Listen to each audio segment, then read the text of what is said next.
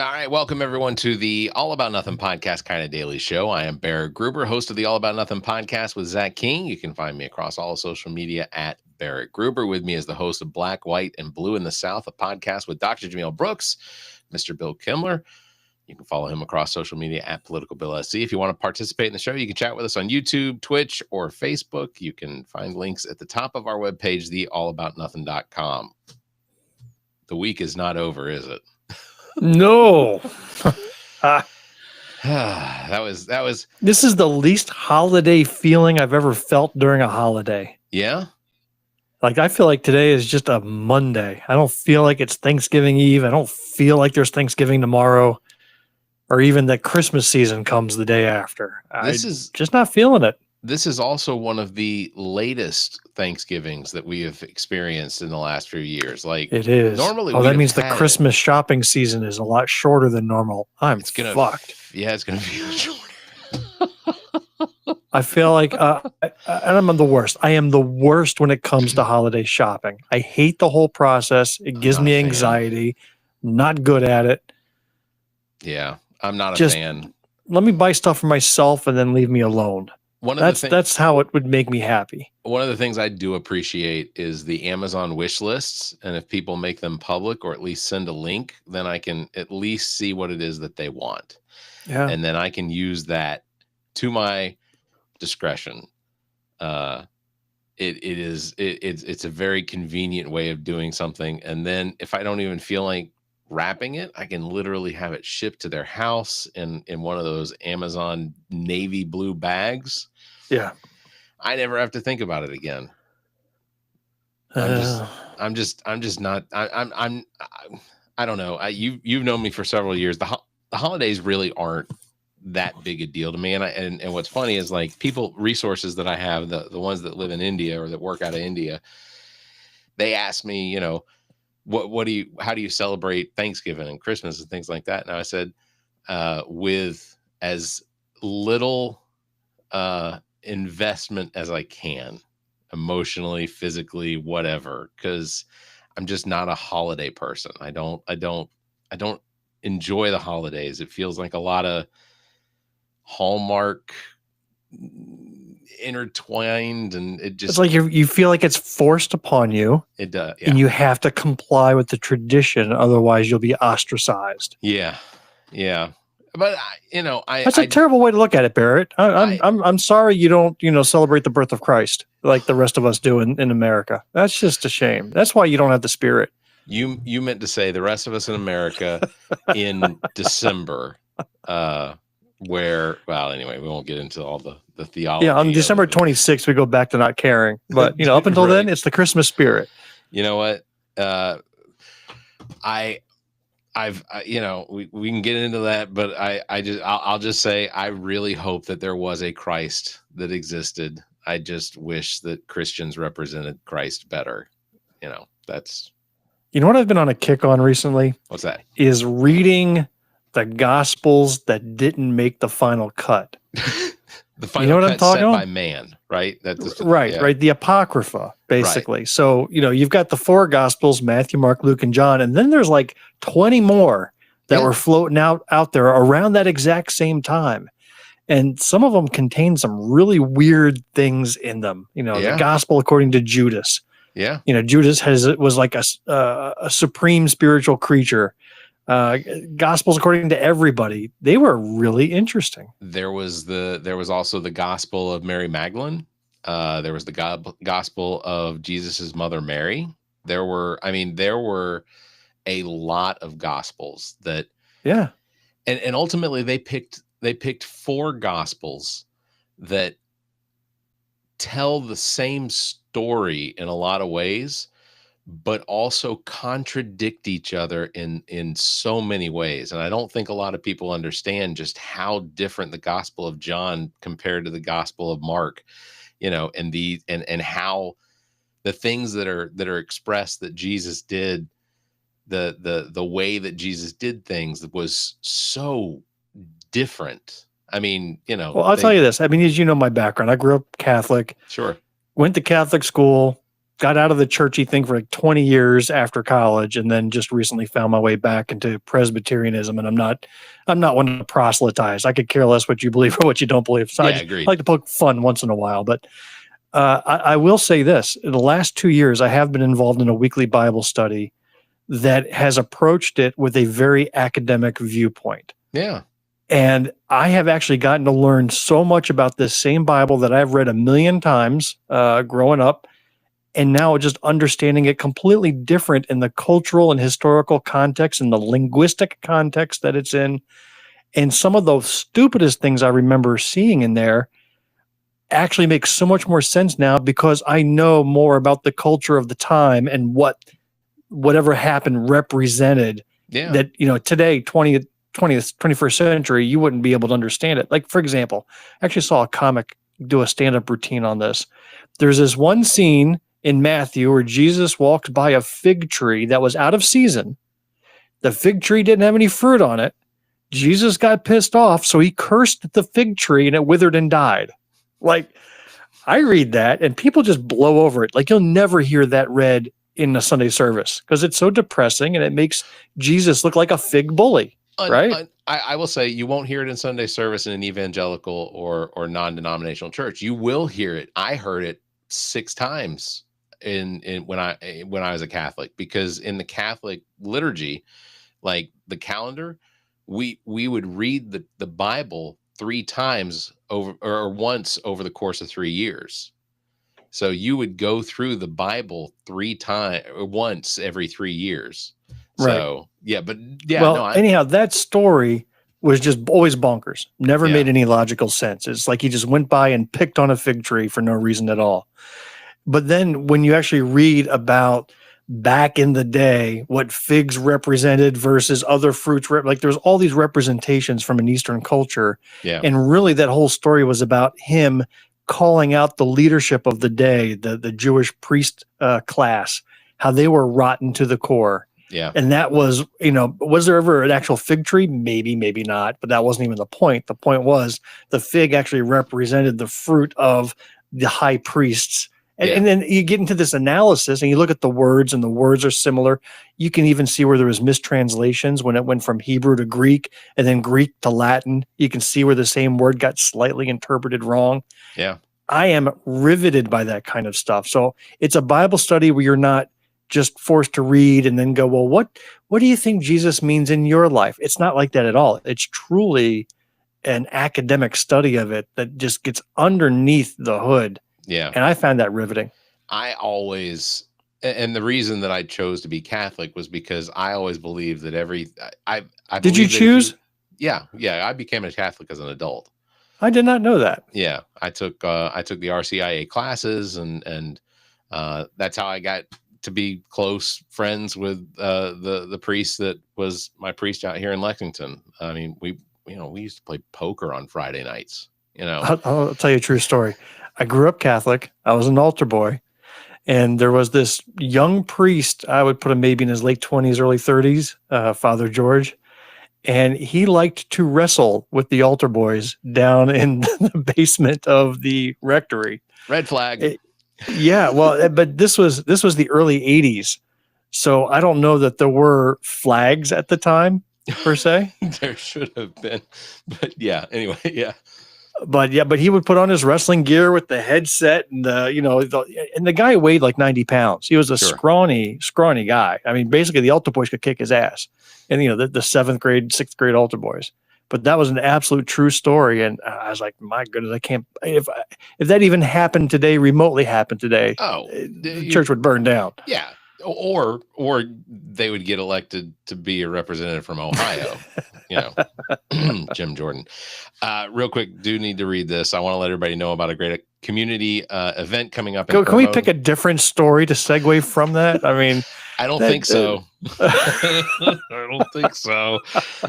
Community event coming up in Irmo. Neighbors Helping Neighbors, along with Mary's Mobile Market, is hosting the Joy of Giving Drive on Saturday, December 7th from 12 to 4 p.m. at the Moore Park on East Drive. All donations will go directly to the community organizations like Sharing God's Love, Gifts for Grands, Seven Oaks Senior Center, Senior Services, Palmetto Place, Epworth Lutheran Center Services, and others. If you want more information, you can contact Julie Zimmerman at her email address, juliezimmermansc@gmail.com, or you can check the show notes for that. Yeah, sorry. If I didn't say it now, it wasn't going to get said, and I promise You that could I have would picked a different time to say it, though. That's the problem. I don't think you want me to say it after my my thankfuls. Oh, that's right. We got some thankfulness. How many did you see? 10? I only have 3. No. I did 5. I did 5. After your text message back, I was like, well, I'll just cut it off here. Because I could have gone on. Was going to say that talk about this real quick. The in Georgia, the election interference case against President Donald Trump and others has been dismissed after the prosecutor who took over the case requested that it be dropped. And he said this in quote, in my professional judgment, the citizens of Georgia are not served by pursuing a case in full for another 5 to 10 years. The executive director of the prosecuting attorney council for Georgia, who took over the case after the original prosecutor was disqualified from the case was dismissed within minutes by the judge overseeing it. Really disappointing that once again, Teflon Don has just completely abdicated from any responsibility of something that was, in my opinion, slam dunk. I mean, you literally had a phone recording of him talking to the Secretary of State of Georgia saying, just find me 11,760 votes or whatever it was he asked for. Literally 1 vote more than he lost by. And that's insane.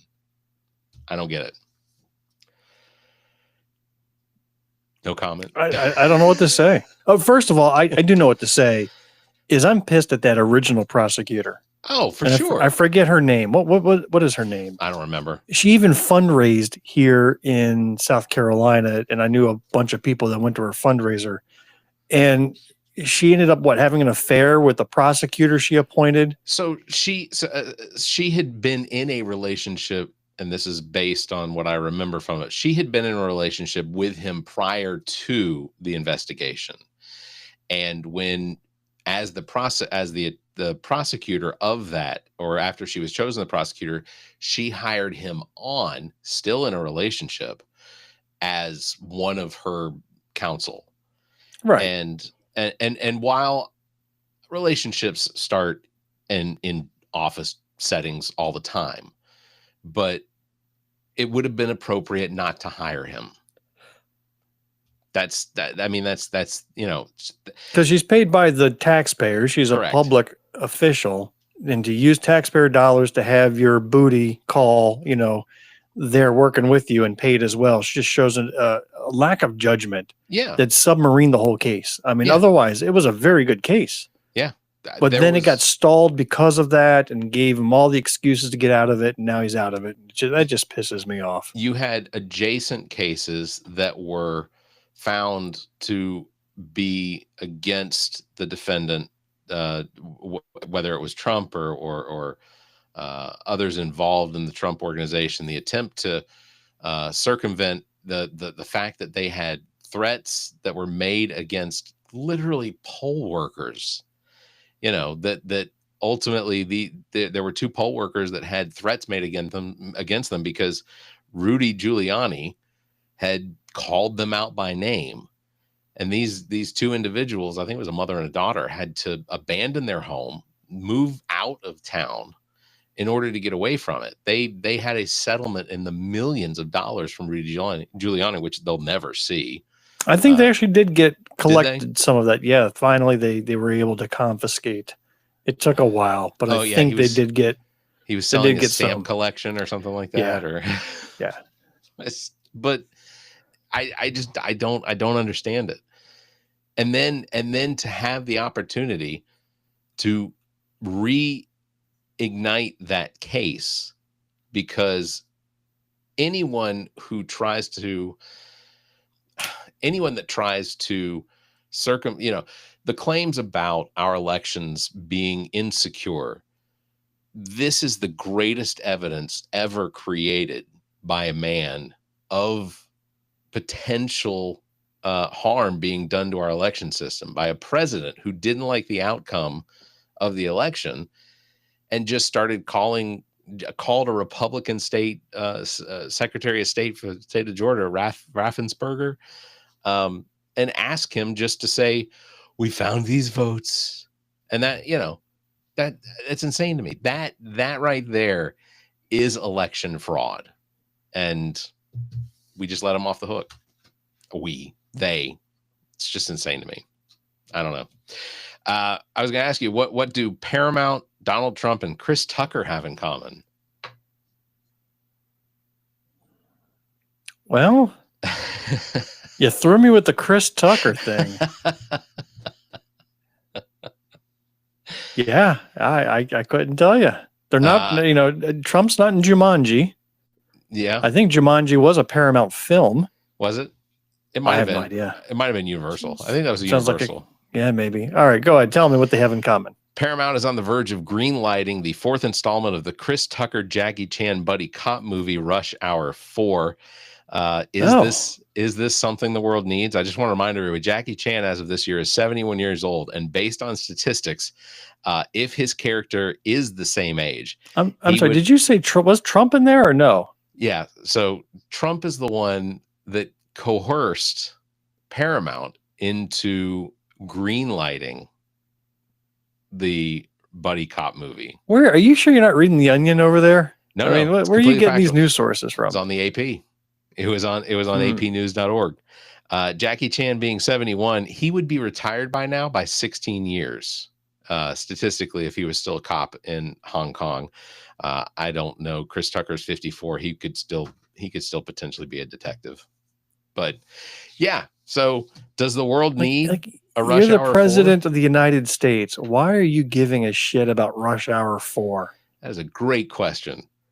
These are. Don't you have a healthcare system to figure out? Don't you have a Ukraine-Russian war to figure out that doesn't involve surrendering Ukraine Is it to the invaders? You mentioned the healthcare system. Is it embarrassing that Donald Trump's White House put out statements saying that they would be releasing I guess the updated or what they were going to try and push through legislation as far as the healthcare system, and essentially all it was extending the Obama tax credits. That's all it really was. But they were going to make this big announcement the other day, and then when he got word that there was virtually no support from House Republicans, who ultimately, I to their credit, seemed to be standing up against him on some things. But his plan was to extend the Obama tax credits from COVID in order to make healthcare more affordable, which if somebody said all of that without saying that it was Trump doing it, I'd have been, yeah, I'm in favor of it. And then when they throw in Trump, I'd be like, fuck, I'm still in favor of it. But the House basically said they weren't going to support it. And minutes after saying that they were going to have a press conference about it and they were going to push forward with it, they had to retract all that and say, no press conference. We're not going to be talking about healthcare. And the whole deal with the tax credits or the tax subsidies, I'm still not a fan of how we handle healthcare in this country, which is we're just going to let the insurance companies continue to over bloat the expense of healthcare. The government's going to provide subsidies for it. That doesn't fix healthcare. It doesn't. I mean, and you're talking, a lot of the focus has been on the Obamacare, the Affordable Care Act, and extending the subsidies for that. But the real poison is with, get a job, have your company insurance plan. Those premiums are going up by 7% year over year. So there are people who are working, making a salary. They're going to find themselves having to cut expenses elsewhere because their health insurance rates just even at work went up. This whole process of having to work in order to get access to the medical system is bonkers. It doesn't work. How many more places can we make cuts to survive? Yeah. Because I know for some companies that you work for, there are, because of the broker agreement between the employer and the insurance, the broker has managed to bring down the price, but it's based on 100% participation. So if you go to work for a company, by agreeing to work for them and them agreeing to pay you, you have also agreed to take on this insurance. When I worked at one company, the last company I worked at, every year, more than a quarter of my paycheck every year went to pay for health coverage for me and my family. So, and I'll just say it was 24 grand a year that it was costing me in order to pay for healthcare. It was a small company. I get it. And we certainly could have chosen one of the lower care, but lower care means higher deductible or less access or access to fewer doctors that would. Does your current employer require you to take like a biometric screening in order to get discounts on your medical? Oh, my company does, and it pisses me off to no end. So it's like you have to pay. You can get a $3,000, I think it was $3,000 a discount on your health insurance a year if you submit your blood testing to go to a doctor, and then you get measurements on things like your cholesterol and lipids and this and that, and then you have to meet certain metrics. Like you have to have a certain waistline or less. You have to. I mean, there's just some really dumb things that they mandate in this. I'm a 53-year-old man. It's like it doesn't matter if you're a 21-year-old or a 60-year-old. It's the same metrics you have to meet in order to qualify for this or get doctor's waivers, right? So the company you work for now, I worked for 25 years ago. The only one that I could think is a valid metric is smoking, right? Sure. Smoking, like you take a test to prove you're a non-smoker, and I get that. Like to me, because that's a pure health risk right there, and maybe you should pay a little more for your health insurance if you're a certified smoker. And I know there's a million other bad habits out there. People eat ice cream all day, should probably pay higher rates as well. But smoking is a definite. Yeah. But some of these other ones, I'm not going to have the fucking waist circumference that 21-year-old Bill had. That's not going to happen. I would have to lose half of me to get back down to that weight. It's just not, it makes me mad. It's like, none of your business what my cholesterol level is. Get out of here. Yeah. The contractual agreement between you and me or you and the company you work for, as far as I'm concerned, I show up, I do the work. You pay me for doing the work. Health insurance, in my opinion, most companies should have the option of,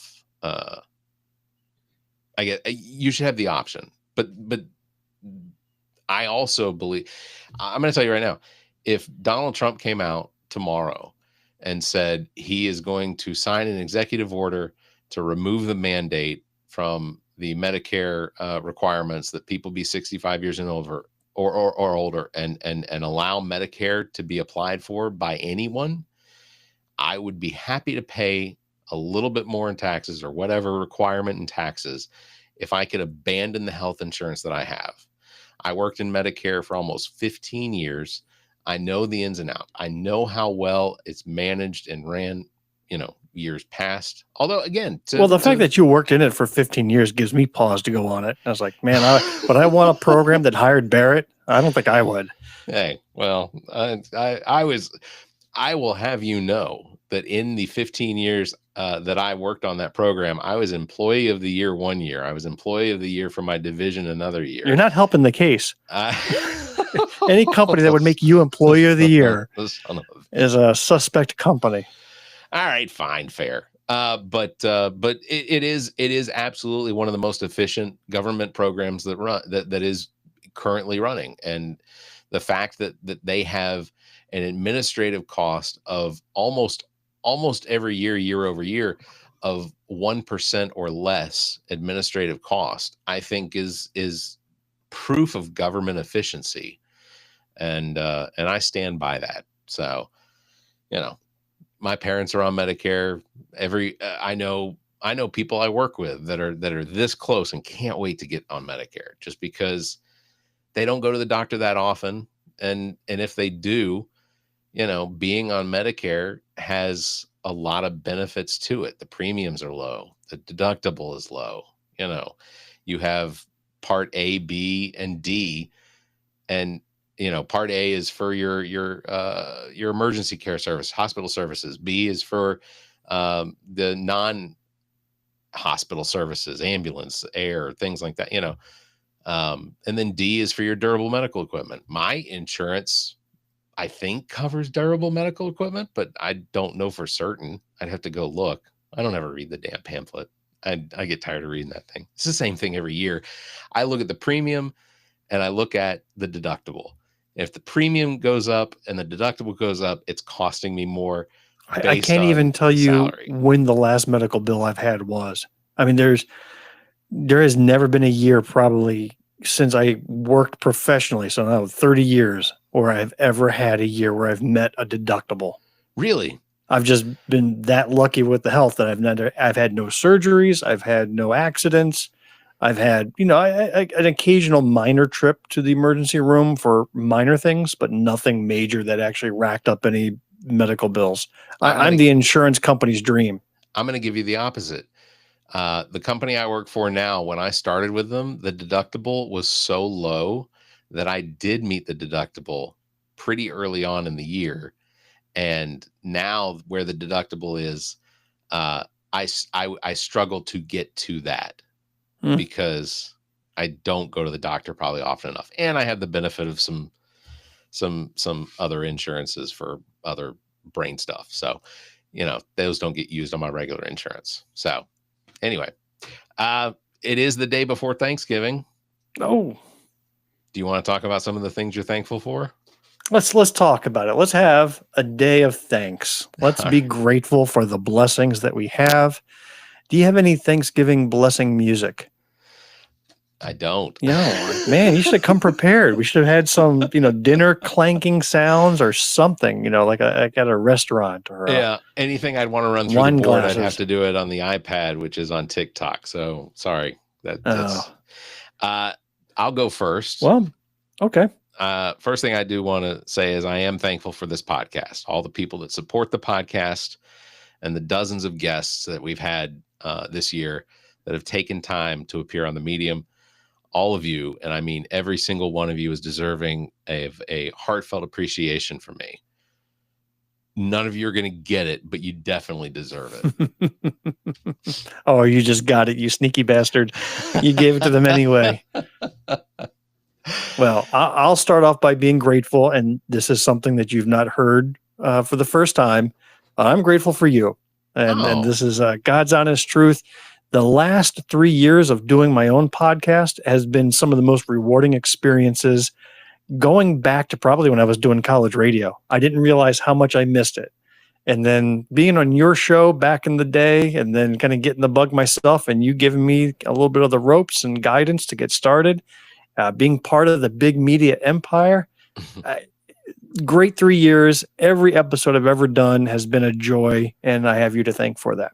Well, I will say what you and Dr. Jamil created and the effort that has been put into what you all do is outstanding. And not to plug your episode that came out today, but what a fucking fun episode. Like from beginning to end, Stacy is fantastic. She's fun. She's a can of Jolt. She just inserted a lot of energy into that dynamic. Yeah. Did you have to cut out any extended laughing? No, very little cuts were done. There was a lot of laughing. She thoroughly enjoyed it. You two seem to enjoy it, and absolutely suggest everyone go out there and check out the latest episode of Black, White, and Blue in the South, because it was fantastic. It was fun. It was just fun to listen to. So, thank you. And I appreciate your sincere thanks. I thought we were coming to the table with sarcastic thanks, but you started off with a serious one, so fuck you. I had to counter with a serious one as well. I didn't. But now I'm going sarcastic, so enough with the serious. All right. I am thankful that on this planet that there are only a handful of people that know my phone number, and only a few of those have any expectation that I will potentially call or text them back. Oh, wow. You know what my first thankfulness item was? It had to do with my phone number. Oh, really? I am thankful that my phone number is fucking out there everywhere.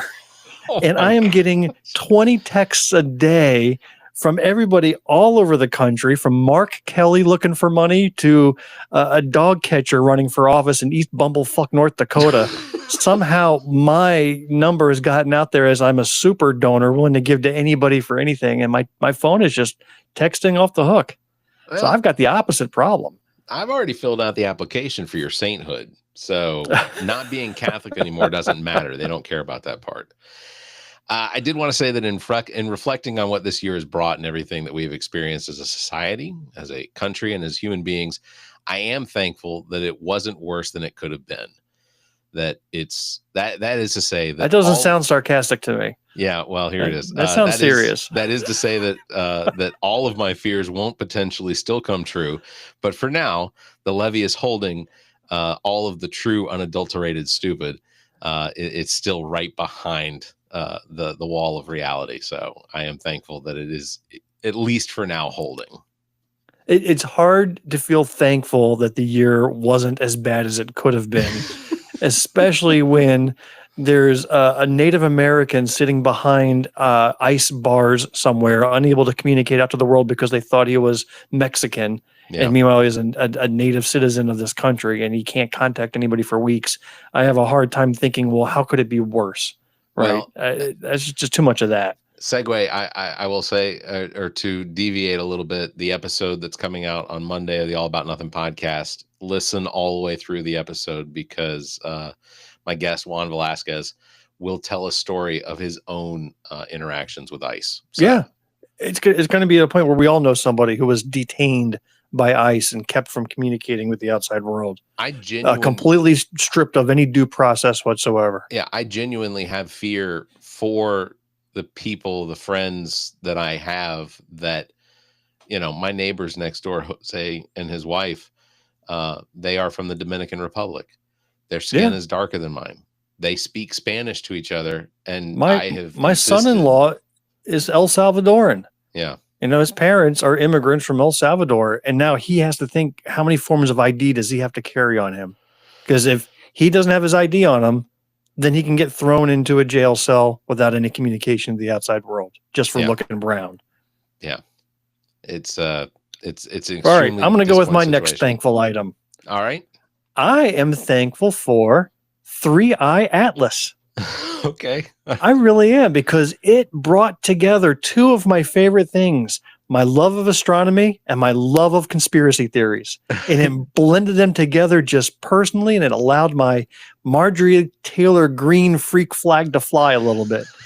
Is it an alien? Is it a comet? Is it doing supernatural things? What's going on here? And I just love everything I can possibly hear about it. I do enjoy every time a 3-Eye Atlas video comes up on my feed. I do really enjoy watching those because they will talk about, like, one of the videos I think I saw recently, and I thought I saw it was reposted by some people that I know, but it had this theory that the 3-Eye Atlas is controlling or somehow creating a gravity well that is either expelling asteroids and potentially other small comets around it away from it, and creating its own environment for it to sail through without potential, impacts to it. I thought that one was really interesting. But the computer video that they showed attached to it literally had 3-Eye Atlas kind of maneuvering around the sun, and you see Mercury for some reason sail off into the distance. And it's like, I haven't seen NASA report Mercury is gone, but you know what? I'm going to enjoy the video nonetheless. Share. It will not be missed. Yeah. All right. What's your next one? My next one. I am thankful that the Costco $1.50 hot dog and soft drink is still $1.50. In spite of the increasing cost of groceries and the rise in inflation over earnings, Costco has continued to serve members with the availability of a quick, filling meal that, if held to any real standards of dietary health, would never be seen on a menu board again.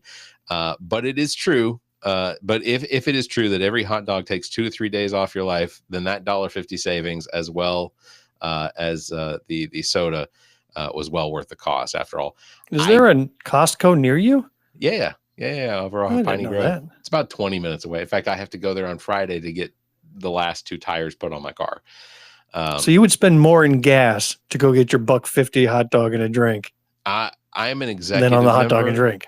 I'm an executive member at Costco, so I get 2% back every year. So I will make my tire purchases and whatever else. Okay. But I'll just say this: it's well worth the cost because I did not know that I have that time available anyway. So 2 or 3 days off for every hot dog you eat, fine. I'm fine with it. Yeah. I am grateful for Jeffrey Epstein because he helped put to rest that age-old question of, would Republicans vote for a pedophile over a Democrat any day of the week? And now we know the answer. Yeah, we do. Yeah, Wouldn't have known it if it weren't for his heroic efforts. Yeah. I think the Reagan Republicans, I would have assumed no on, but even the ones that have been in office since Reagan seem to be okay with it. Now we know. Oh my gosh. Ami has made a comment. She said, "Where do you think Barrett writes his jokes?" I was in Costco. I was sitting at Costco. Oh, I was thinking the bathroom, but okay, Costco. Yeah, it could be just as good.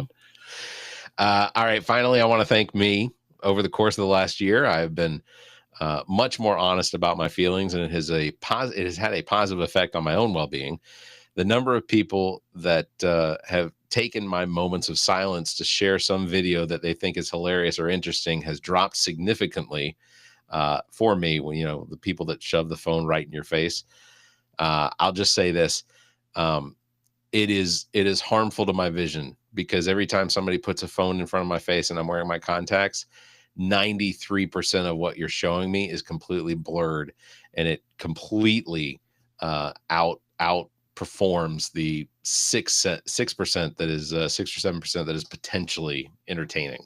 So, well, that's because you just haven't been shown the right kind of phone, and that brings me to my last thankful. I am thankful for my new Trump gold phone. Oh yeah, how's that working out? Yeah, it's crisp and clear. It only displays Trump's face and the word MAG on it, but it's really crisp and clear. Yeah, that's all it does. When it rings, it says "Quiet, piggy." Right, that's all it does when it rings. I desperately this device is awesome. I desperately want to have a situation where I could potentially say "Quiet, piggy" to somebody. Like, because that's appropriate now. I feel like I need for that scenario to play out so that I can tell someone, "Quiet, piggy." I feel we looked her up. I don't think she remotely resembles in any way, shape, or form anything that someone would confuse. The rabbit hole you can go down is try to figure out what was Trump thinking, or what had he just read or seen that put that thought in his mind. Like, for example, whenever he talks about immigration out of control and illegals coming over, he says they're releasing them out of their asylums. Right, that's what he always says. They're letting them out of the asylums, mixing up immigrants who are seeking asylum. Right, he mixes it up all the time. So I'm thinking, when he said "Quiet, piggy," was he watching Babe like earlier that day, or was he watching Charlotte's Web? What was he doing? There's actually a movie called Pig, right? Yeah. What was he doing? Because it's such a weird thing to say to somebody. He could have said just "Quiet you" or "Quiet biatch" or something. Yeah. But piggy is just so odd. It wasn't odd. It was an odd reaction. And I think that you mentioned Babe and Trump. I now need to see an AI video of Trump sitting in front of a screen watching Babe and a tear rolling down his eye at the end of the movie. That'll do, piggy. That'll do. That's what I want. So, I all of your thankfuls were very good. I'm thankful for that. See, I had 6. I snuck an extra one in there. I did not write 6. Damn it.